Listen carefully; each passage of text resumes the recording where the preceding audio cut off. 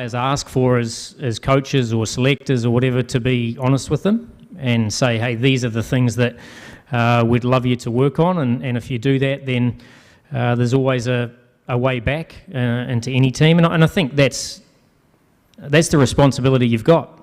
You can't, just because you like a player or you have a relationship with a player, doesn't mean you can't be honest.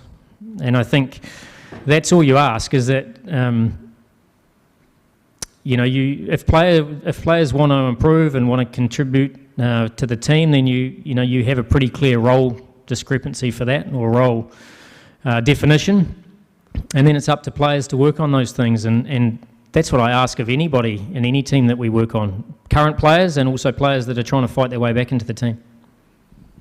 Mike, during the Tri-Series, we saw Pakistani batters hit 44 sixes but lost 37 wickets. Are both these factors, you think, good enough for progress of this team? As I said, I'm more interested in the sum of the parts. So what does the team actually achieve that particular day, and is it good enough? Because there are some times where 150 is good enough. There are one time where 190 might not be.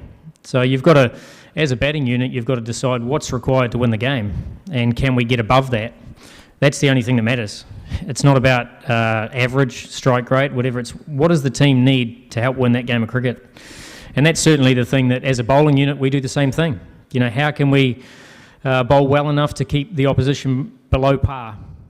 And if we're, as a batting unit, able to get above par, then obviously there's a difference between the two, and that's pretty much what we work on.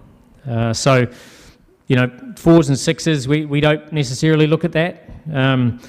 The reality is, I'd far rather be 165 for 9 than 150 for 2 at the end of 20 overs, because I know what wins the game. So the only thing that matters at the end is what's your score, what's your team score. It doesn't matter about anything other than that. That's the only thing that matters. Thank you so much. Thank you. See you tomorrow, inshallah.